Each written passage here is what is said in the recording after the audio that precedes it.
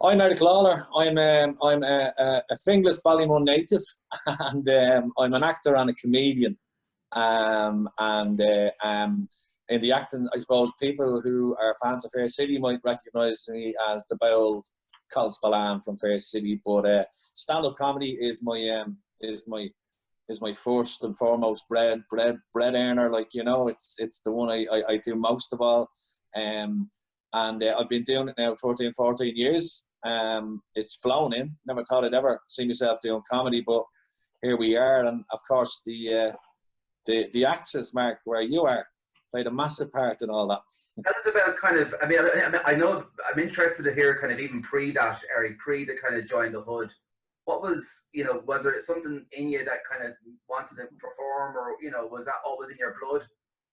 I remember that as a kid growing up, Mark, I was always, I suppose, always up for it sounds ridiculous saying it, but I was always up for the crack, looking for the laugh and everything, trying to be a bit of a buzzer. I mean, I did quite well in school, but the reports always said, Eric has lots of ability but needs to concentrate, or is a bit of a messer, blah blah blah, seems to enjoy entertaining the class more than doing his lessons and all this kind of stuff. And I even remember, like, one of my memories from childhood, I suppose, was I used to go to Benevolent College in Finglas, and one Christmas they had a school talent show. So all the school would join in, and the whole school would be in the school hall, big stage, and they were looking for an MC. And I got nominated by the whole school to be the MC because I was viewed as this joker messer type person, So I remember sticking on, at the time it would have been the mid-80s, late 80s. So I stuck on my Miami Vice suit, as you do, and red silk tie, and got out there and just took the piss out of the teachers for the whole 2 hours, and I became a hero of Benevolent College. But it was, and then I suppose, I got a job. I worked in Lotus, which was then bought out by IBM. And I had a good job there, worked in sales, nice commission, pension plan, health plan, the works. But, it was a good earner, I suppose, Mark, but it wasn't very fulfilling, I suppose, And even in work, I'd be sending around, I used to write short stories and I'd send them around, or if anyone was leaving the job, I would write their obituary, and I would stand up on the Friday up when they were leaving in front of 200 or 300 people and read out these obituaries, essentially taking the piss out of the person who left, all in good nature now, nothing too vindictive or potential to sue or anything like that, So and people used to really enjoy them, and they'd come up to me and say, Eric, man, print out that speech for me. I need to show me mates. That is gas. You're wasted in here, man. You should be doing comedy. And I was like, how do you even get into comedy? Where do you even begin? At that point, I'd never even been to a stand-up comedy gig or anything like that. But I was always interested in humour. I used to love watching. My dad is deaf, so physical comedy makes him laugh, and so I grew up watching a lot of Tommy Cooper as a kid growing up, and the power of physical movement, and even to this day that man has me in stitches, So I'd always had an interest in comedy. I became a massive fan of The Office when it first got shown, and Ricky Gervais and all that kind of stuff, and but never had any inclination of getting into the world of stand-up. So one day I got a phone call in work from the missus basically saying, I'm after seeing a poster in the Ballymun shopping centre, and it says, if you fancy trying out stand-up comedy workshops, then please arrive at the Axis on such and such a date between the hours of 12 and 6 o'clock and audition for these workshops. So I was like, oh, will I do it or not? I said, all right, I'll do it. And I finished work, I got off the bus, went straight in. I think it must have been one of the last there. I walked in, and there was these girls handing out application forms. I remember filling my name and address and all that kind of stuff in. And then there was a section which said, finish these 5 sentences in a humorous kind of way. And I'm looking at them going, is that it? You're not only to tell us a few jokes? And they're like, no, just fill that out, and then you go upstairs for the interview. And I'm like, interview here? What's going on here? And then it only became apparent what was happening when I went into the room, because I walked into the room and there was Des Bishop and Mike Casey, the producer, and a big TV camera. And then I kind of had an idea who Des was. Des had just made his big breakthrough then with his work experience show. So I kind of vaguely knew who he was. I said, you're that American fella that does be down in Tralee in the swimming pool and all that kind of stuff. And he was like, yeah, man, that's right. And then he explained to me what was happening. That he had this new TV show called Joy in the Hood. We were shooting a pilot. They were going around disadvantaged areas in the country to try and unearth new comedic talent. And I was like, kind of like still reeling from all that, going, Jesus, it's a lot to take in right now. But yeah, so we had a chat, 5-10 minutes. He spoke to me about what made me laugh, about my life, about Ballymun, what made me, who was my comedy inspirations and all that kind of. And I would have repeated what I just said to you, like the likes of Tommy Cooper, The Office, all of that kind of stuff made me laugh. And then he said to me, right, thanks, Eric. We'll get back to you now. We've seen about 80 people today, but we can only pick 6 or 7 or whatever it was, and we'll give you a call. And then a week later, I got a phone call from Mike Casey, the producer, who said, yeah, we'd love you to use it in the show. And I was like, wow, amazing, brilliant. But then what happened was they had a start date, which was, just say for argument's sake, Monday the 10th, okay? Yeah. That was our start date. But when I was in IBM, I worked in sales, and I was going to Las Vegas on a sales trip. I promise you, it was a sales trip. From the 5th, or from the 6th to the 13th. So you would have missed the first 3 days of filming. So they had an issue with that. And they said, well, we kind of really need you there from the start. So we're probably not going to use you. And I don't know, Mark, something inside me told me, sensed that this was a big opportunity.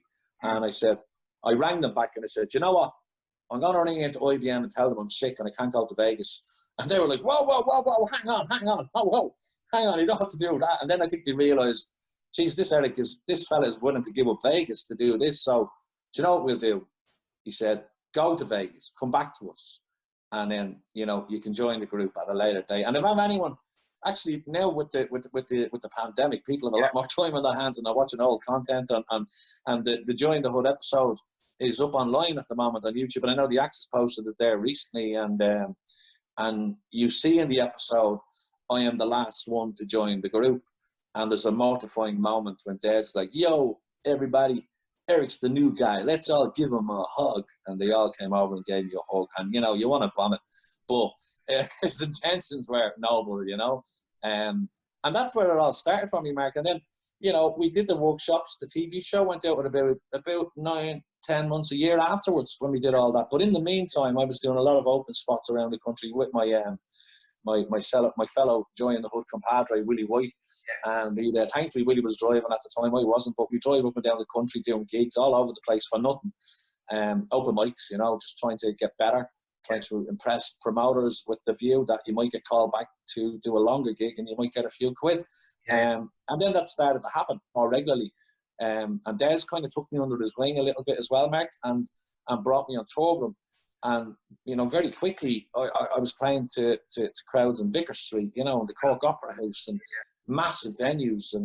And I was spoiled to an extent because, you know, when that tour was finished, I had to go back to doing the open mics and doing gigs in front of 7 people in the back of a pub somewhere, like, you know. But it was a life-changing moment because, you know, that's where I am now.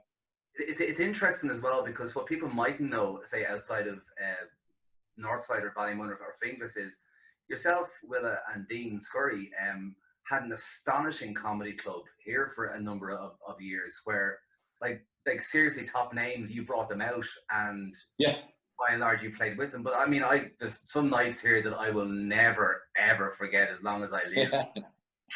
More times than not trying to get you off stage.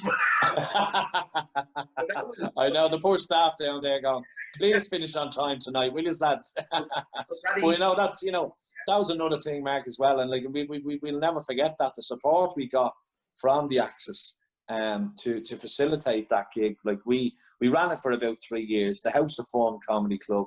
Myself, Willie and Dean, we ran it. And you know, it was when you're a comedian starting out, Mark, the most valuable thing you can get is stage time. And quite often you can't get the stage time because you're an unknown, you're an open mic. So what we decided was, well, we'll create our own gig, so we'll get our own stage time. And we started up the House of Fun Comedy Club in the Access Theatre, which is, you know, it's a beautiful venue. We love, we've so much affection for it. It's a, you know, a plus 200 seater. And, you know, once a month we put on a gig. And as you said, we brought out the who's who of Irish comedy came out to visit us, and Tommy Tiernan. I remember Tommy Tiernan came off stage one night in the Axis, came into the green room, and he looked at me and Willie, and he says, "My God, lads, there's some energy out in that room out there," you know. And for a man who's toured everywhere, for him to say that was a very special moment for us, you know. There was one night actually that that Tommy did. I think it was the House of Fun, but one of the audience members went to the toilet during the show and had to walk down the auditorium to get out to the toilet. And yeah, and then walk across the stage there. Across the stage, yeah.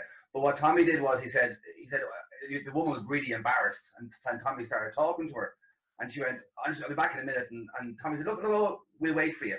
So he literally sat on the stage for 3 or 4 minutes while she was and the whole audience had to wait, and then she had to walk the whole way back in, the whole roar. You know? Yeah. Eric, well, that's in relation to the, I mean, stand-up, I don't know how anyone does it, but let's talk a bit about kind of the difference between the stand-up and the acting, and maybe talk about the stand-up first in that moment, say, before you go on stage. Like that moment, you know, you have similar experiences in both kind of art forms, but, you know, I'd say they're very different, are they? Oh yeah, massively different, Mark. You know, I think I've answered this question before. Someone asked me that question before, and to be honest with you, a lot of people are terrified of the thought of public speaking and thereby stand-up itself. But I find it a lot more pressure acting, and the reason I do that is because with stand-up, it's just you. If you make a mistake, you're letting yourself down. It's fine. You get over it. When you're acting, usually you're part of a collective. There's a director, there's other actors, there's a producer. If you make a mistake, you feel like you're letting everyone down. So when I'm doing acting, I feel more pressure to be on my game more so than I am in stand-up. It's just a weird thing, I suppose, I have in my head. I don't want to be the weak link here. I want to go out here and nail this. This is someone else's words. These aren't my own words that I've written. I want to give the words that this person has written the justice that they deserve, you know, and give my all. So I do feel more of an added pressure before an acting gig than I would do definitely for a stand-up gig. That's interesting, and I think it's going back to the stand-up piece. I mean, like, talk a bit about how you write your stuff. Like, what's the process, or is it different every time? Oh, it's completely different every time, Mark. Obviously, I think post-pandemic, it's going to be the most talked about subject on the globe. So I might veer away from that because everyone's going to be doing that, you know. But as far as writing goes, I find it incredibly difficult to sit down, flip open the laptop and go, right, Eric, get funny. It's very, very hard to just be spontaneously funny like that and to generate content and material that you're willing to do on a stage in front of a load of people. So now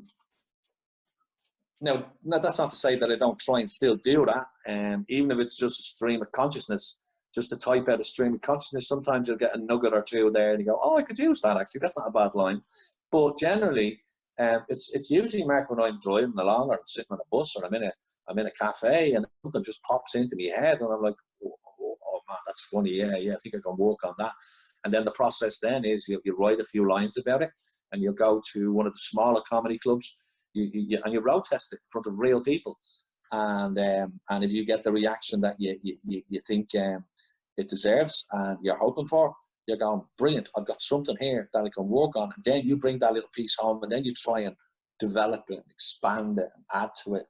And that's pretty much my process. You do that on the page. I mean, does something come, like say you do and road test a small piece and it works. When you come back then, do you kind of write it down or does it kind of stay in your head? Oh yeah, no, I'm one definitely, Mark, for writing it down. And I mean, I know some people have no problem with bullet points and buzzwords, keywords and all that. For me to stick it in my head, I need to type out every single word. It's just the way I work. It's just my process. So, and quite often when I first started doing this, I type a note or two into my phone, and then I got home, and then I'd look at it maybe a day or two later, and I'd be looking at it going, lizards with ice pops in France. What the hell?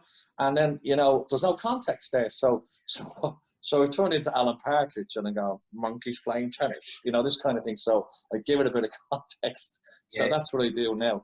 Okay. And come here, and then obviously, you know, the live experience with stand-up and your acting compared to, say, the Fair City experience of, you know, television, and also really fast turnarounds. How was that experience? The chalk and cheese, Mark. I was blown away when I mean, for a start, I was, you know, incredibly fortunate and to land the part in Fair City.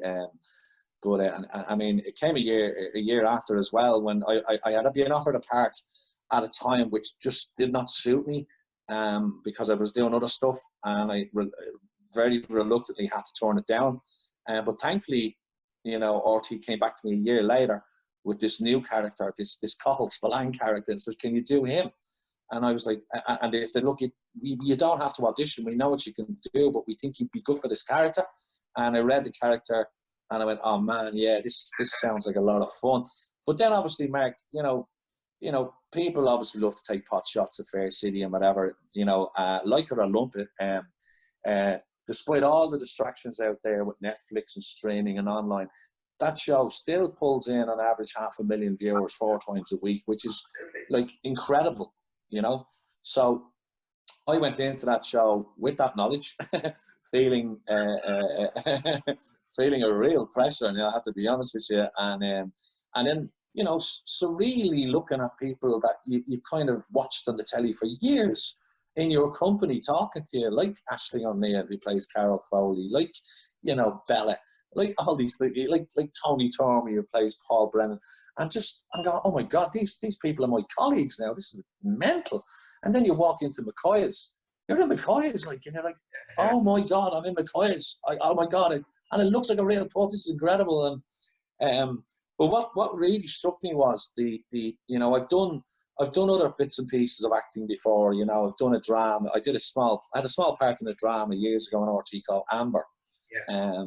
And you know, it was like shooting a big film, because it was a painstakingly slow process. You had so much time to get the tone right, the pitch right at every scene. But you go into Fair City, right, and they go, action.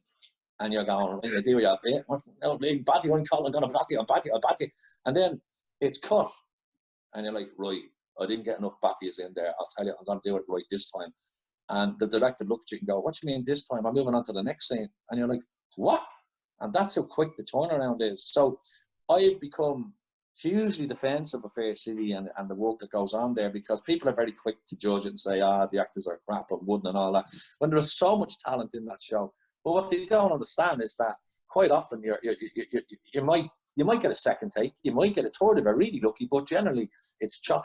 So what it taught me very quickly was, with acting, especially on Fair City, was to be in the moment from the get-go.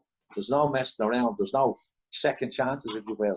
So it taught me a valuable lesson to be prepared, to know the lines, to know the pitch, to know who I'm talking to, and just to nail it. I was very lucky, actually, and a lot of the crew that worked in RT, you know, the lads who ran the cameras and the sound machine, we had a good rapport. They used to call me, here he is, one take, Lalor, go on, you good thing. And I was like, all right.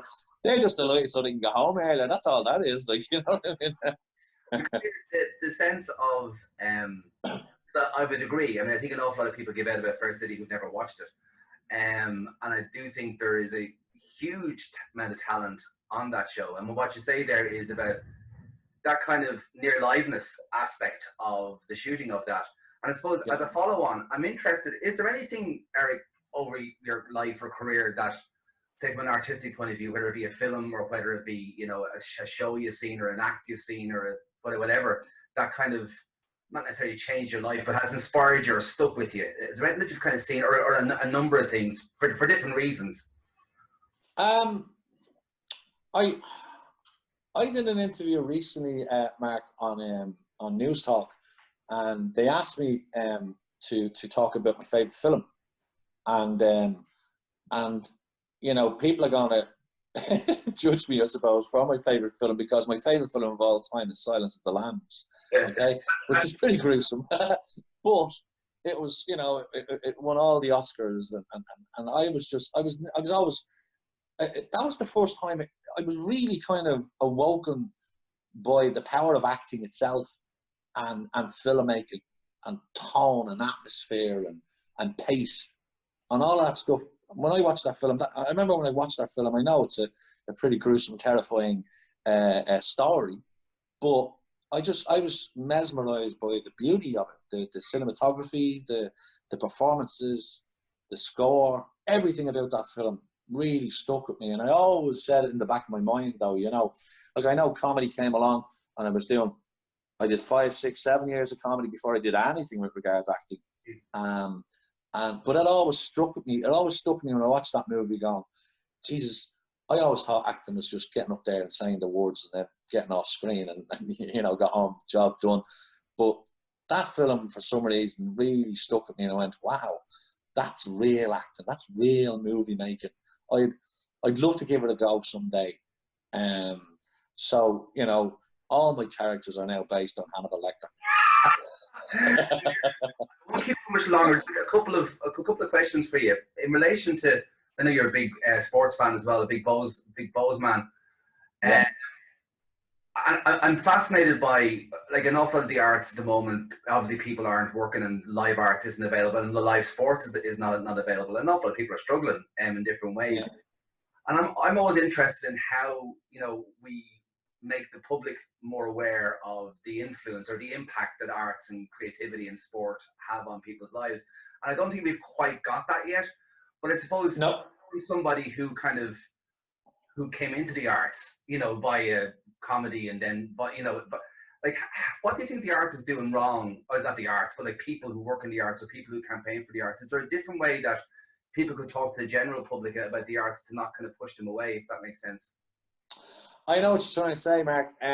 Well, that is it's the cliched $64,000 question, isn't it? It's I mean, I'm not blowing smoke up your ass by any means, Mark, but I think the Axis does a tremendous job in that respect, in reaching out to the public and making the arts, theatre, singing, dancing, whatever entertainment going on, I'm making it more accessible to the community of Ballymun and the surrounding communities of Finglas and Whitehall and Santry, Coolock, and all of those places, which are traditionally working class areas. And, you know, I suppose working class areas, you know, rightly or wrongly, I don't know whether I'm right in saying this, but you could say they have been neglected by the arts to an extent. But there's so much talent in the working class communities out there, and you see these shows, these little theatre groups popping up all over the place, and you know, the likes of, you know, I mean, Carl Shields was a very, very good friend of mine through Fair City, and you know, God rest his soul. It was an awful thing that happened there last year, and we're all still coming to terms with it. But Carl was a real advocate of theatre, and giving it to people who wouldn't normally access theatre. And he did his little theatre upstairs in Lanigan's there, and I would go and see those plays as much as I could. And a lot of the time, it was actors who were people like me, working class actors, and I was just struck by their infectious energy, their performance, their talent, and I don't know where I'm even going saying this, Mark. But what I suppose what I'm trying to say is the more programs the Axis and places like the Civic put on for local groups, the more talent is coming through. My own son, actually, Mark, now that I think of it, my own son Alex has joined a local theatre group in Ballymun down in the Reco there. Yeah. And he's done 3 classes, and Mark, he is obsessed. Now, this is the fella who's mad into the football.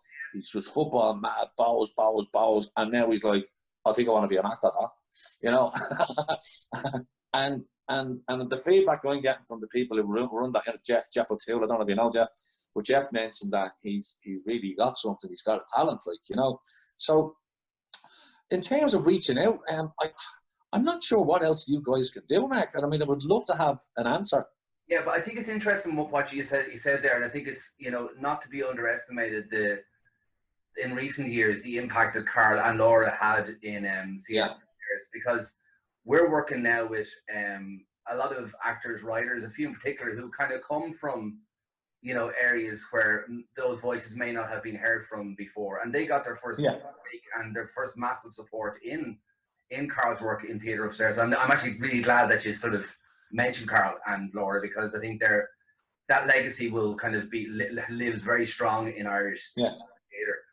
Eric, I'll let you go with one more question, and then you can go back and go on with the rest of your day. But in relation to that, like, we're all in a kind of home space at the moment where no one knows what to do and what's going on, and that's one of the main reasons why this idea came up of trying to connect people to artists and artists to people, and let people just kind of have an old chinwag. But what's your, you know, what would you do to kind of keep yourself busy in days that you can't work? What I'm doing, Mark, since all of this has happened is, I know I don't know, I suffer like a lot of people with a bit of anxiety, okay, and you know, it's a difficult time mentally for a lot of people, and one of the symptoms, they say one of the symptoms of a person who is anxious is what they try and do is they try and reach out and help other people, and I'm getting a lot of solace in doing that and reaching out. I mean, I announced there a couple of weeks ago in a tweet that, you know, when this is all over, I'm putting on a big gig for our frontline healthcare staff, and you know, the tweet went viral and people were contacting him, still doing interviews with the media about it, which is great.